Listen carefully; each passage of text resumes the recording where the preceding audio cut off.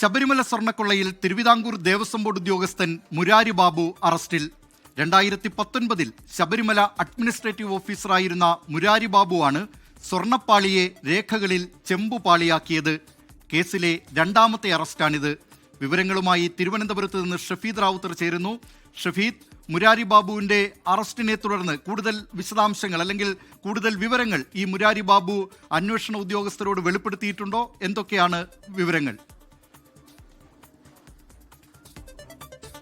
ദിലീപ്, നിർണായകമായിട്ടുള്ള ചോദ്യം ചെയ്യലാണ് ഇപ്പോൾ SIT ഈഞ്ചക്കൽ ക്രൈംബ്രാഞ്ച് ഓഫീസിൽ നടത്തുന്നത്. ഇതിൽ രണ്ടാമത്തെ അറസ്റ്റ് എന്ന് പറയുമ്പോൾ പോലും ഉദ്യോഗസ്ഥല ഗൂഢാലോചനയെ സംബന്ധിച്ചുള്ള വളരെ പ്രധാനപ്പെട്ട ഒരു നീക്കമാണ് ഇന്നലെ രാത്രി നടത്തിയത്. ഇപ്പോൾ ദൃശ്യങ്ങൾ നമുക്ക് ഈ ക്രൈംബ്രാഞ്ച് ഓഫീസ് കാണാം. ഇവിടെ അല്പസമയത്തിനുള്ളിൽ മുരാരി ബാബുവുമായി അന്വേഷണ സംഘം പുറത്തേക്ക് പോകും. ആദ്യം മെഡിക്കൽ പരിശോധനയും പിന്നീട് റാന്നി കോടതിയിൽ എത്തിച്ച് തെളിവെടുപ്പ് അടക്കമുള്ള റാന്നി കോടതിയിൽ ഹാജരാക്കുന്ന നടപടികളിലേക്കായിരിക്കും കടക്കുക എന്നുള്ളതാണ് ഏറ്റവും പ്രധാനപ്പെട്ട കാര്യം.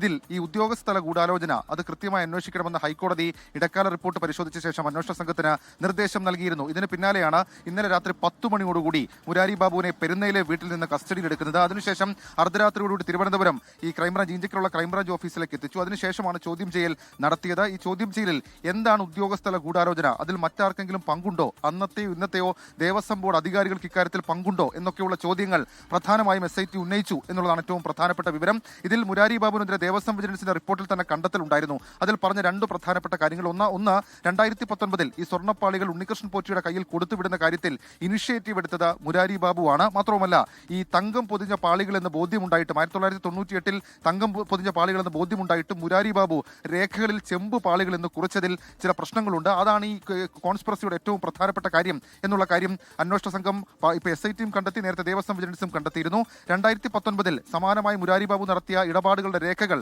അത് ദേവസ്വത്തിൽ നിന്ന് SIT സംഘം പിടിച്ചെടുത്തിരുന്നു. 2024 ഈ പാളികൾ ചെമ്പാണെന്ന് മുരാരി ബാബു രേഖയുണ്ടാക്കി. മാത്രമല്ല 2025 പാളികൾ കൊണ്ടുപോകാൻ ഒത്താശ ചെയ്തു. ഈ രണ്ട് സമയത്തും സ്മാർട്ട് ക്രിയേഷൻസിനോട് ഉണ്ണികൃഷ്ണൻ പോറ്റിയുടെ പക്കലാണ് ഇത് കൊടുത്തുവിടുന്നതെന്ന് അറിയിച്ചതും അതിന് അനുമതി കൊടുത്തതും മുരാരി ബാബു ആണ് എന്നുള്ള കണ്ടെത്തലും ഇപ്പോൾ SIT നടത്തിയിട്ടുണ്ട്. സ്വാഭാവികമായും ഇത് ഈ ഉദ്യോഗസ്ഥ കൂടിക്കാഴ്ചയുടെ ആദ്യ അറസ്റ്റ് എന്ന രീതിയിൽ നമുക്ക് കാണാം. നേരത്തെ ദേവസ്വം വിജിലൻസ് കൊടുത്ത റിപ്പോർട്ടിന്റെ അടിസ്ഥാനത്തിൽ SIT പ്രതിപട്ടിക ഇട്ടപ്പോൾ ആ പ്രതിപട്ടികയിൽ ഈ മറ്റു ചില ഉദ്യോഗസ്ഥരും അന്നത്തെ ദേവസ്വം സെക്രട്ടറി ആയിരുന്ന ജയശ്രീ ഉൾപ്പെടെയുള്ളവരുടെ പേര് പറഞ്ഞിരുന്നു.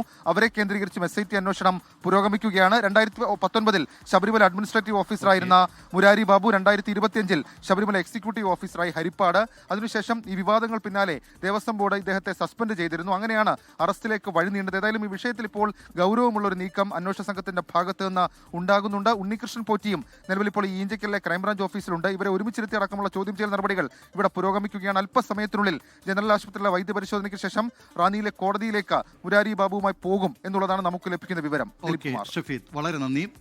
ലോകത്തെവിടെയായാലും ഏത് സമയത്തും 24 വാർത്തകളും ഓഗ്മെന്റഡ് റിയാലിറ്റി പാക്കേജുകളും എക്സ്പ്ലെയിനറുകളും വിശദമായി കാണാൻ ഞങ്ങളുടെ YouTube ചാനൽ നിങ്ങൾക്ക് സബ്സ്ക്രൈബ് ചെയ്യാം.